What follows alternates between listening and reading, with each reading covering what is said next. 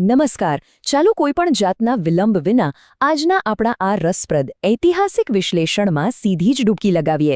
આજે આપણે ભાવનગરના એક એવા લેજેન્ડરી પાત્ર વિશે વાત કરવા જઈ રહ્યા છીએ જેમનું નામ છે જોગીદાસ ખુમાણ. આ એવી વ્યક્તિની અદ્ભુત કથા છે જેમનો બળવો અને બારવટું જેટલું ઉગ્ર હતું એટલા જ અડગ તેમના નૈતિક મૂલ્યો અને ચારિત્ર્ય હતા. આખી વાત સૌરાષ્ટ્રની શૌર્યગાથા અને કટ્ટર શત્રુતામાં પણ જીવંત રહેલી ઉદારતા પર એકદમ સચોટ પ્રકાશ પાડે છે.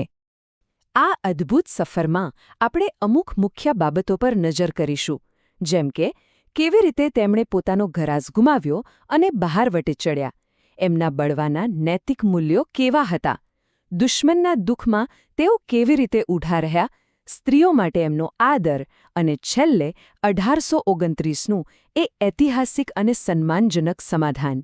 તો ચાલો સૌથી પહેલાં એ સમજીએ કે આ બળવાની શરૂઆત આખરે ક્યાંથી અને કેવી રીતે થઈ. સૌથી અગત્યની વાત એ છે કે જોગીદાસ કે તેમના પિતા કોઈ સામાન્ય ડાકુ નહોતા.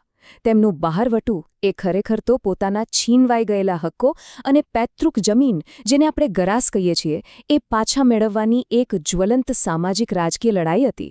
આ કોઈ રાતોરાત અમીર બનવાનો કે લૂંટફાટનો ઈરાદો નહોતો. આ તો સંપૂર્ણપણે અન્યાય સામેનો એક બુલંદ અવાજ હતો.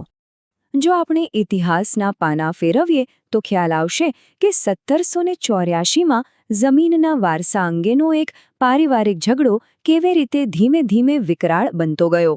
1790માં કુંડલા ગુમાવ્યા બાદ વર્ષો વીતી ગયા અને છેવટે 1816માં જોગીદાસના પિતા હાદા ખુમાણે પોતાનો હક પાછો મેળવવા માટે સત્તાવાર રીતે એક મોટા બહારવટાની શરૂઆત કરી દીધી. હવે આ કથાનું સૌથી રસપ્રદ વળાંક આવે છે. એક ભાગેડો હોવા છતાં જોગીદાસે બહારવટાની વ્યાખ્યા જ આખી બદલી નાખી. વિચારો, એક તરફ સામાન્ય લૂંટારા હોય જે ગામના ગામ પાડી નાખે અને આડેધડ હિંસા કરે, પણ એનાથી તદ્દન વિપરીત જોગીદાસ ખુમાણ કડક ક્ષત્રિય ધર્મનું પાલન કરતા. જંગલોમાં ભટકતા હોવા છતાં તેઓ સ્ત્રીઓનું પૂરેપૂરું સન્માન કરતા.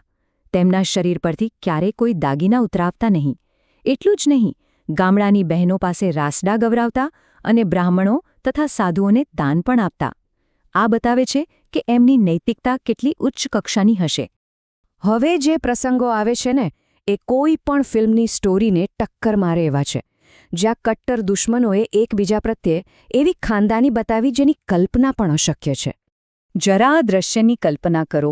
પોતે આખા રાજ્યના સૌથી મોટા દુશ્મન હોવા છતાં જોગીદાસે પોતાનો જીવ ભારે જોખમમાં મૂક્યો.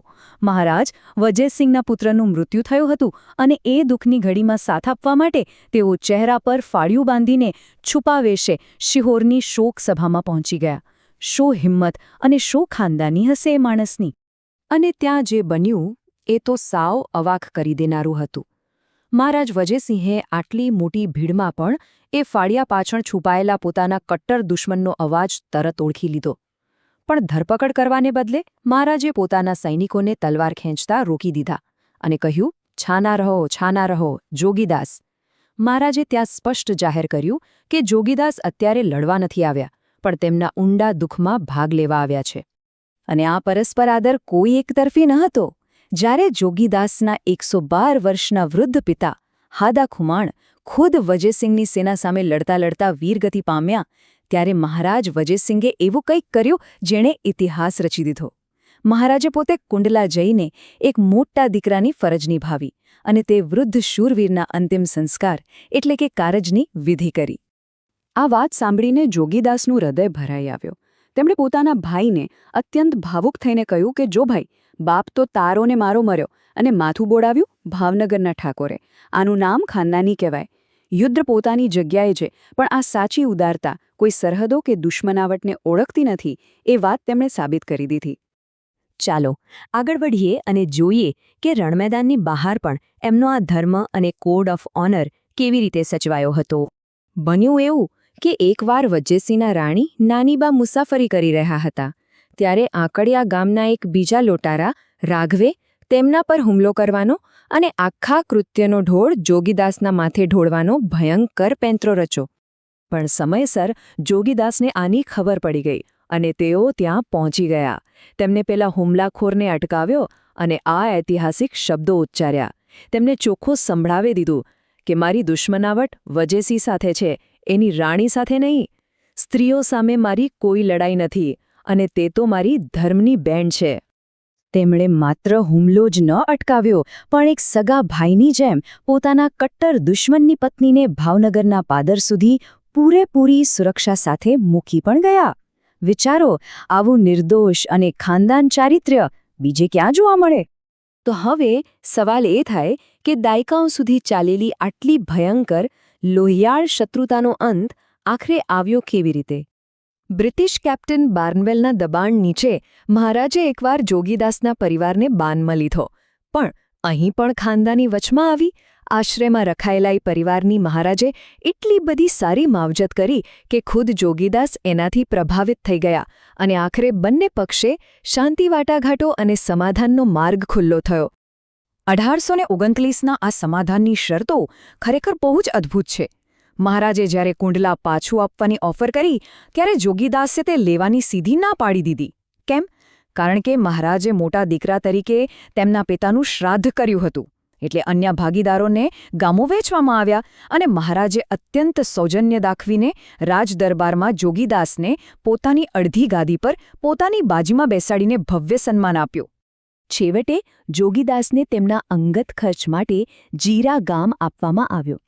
તમને જાણીને નવાઈ લાગશે કે એ સમયે આ ગામની વાર્ષિક આવક 30,000 રૂપિયા જેટલી માતબર હતી. આમ જોગીદાસે પોતાના સિદ્ધાંતો સાથે કોઈ જ બાંધછોડ કર્યા વિના પોતાના પરિવારની સુખાકારી નિશ્ચિત કરી લીધી. જોગીદાસ ખુમાણ અને મહારાજ વજ્જેસિંહની આ અદ્ભુત શૌર્યગાથા એક બહુ જ શક્તિશાળી વિચાર સાથે આપણને છોડી જાય છે. સાચી વીરતા એ નથી કે તમે રણમેદાનમાં કેટલા જોરથી તલવાર વીંજો છો, પરંતુ કટ્ટર દુશ્મનાવટની વચ્ચે પણ તમે તમારી અંદરની માનવતા અને ખાનદાની કેટલી જીવંત રાખી શકો છો, એ જ તમારી સાચી મહાનતા છે. ખરેખર આપણા ઇતિહાસમાંથી શીખવા જેવો આ એક અમૂલ્ય પાઠ છે. તો આજના આ વિશ્લેષણમાં જોડાવા બદલ ખૂબ ખૂબ આભાર.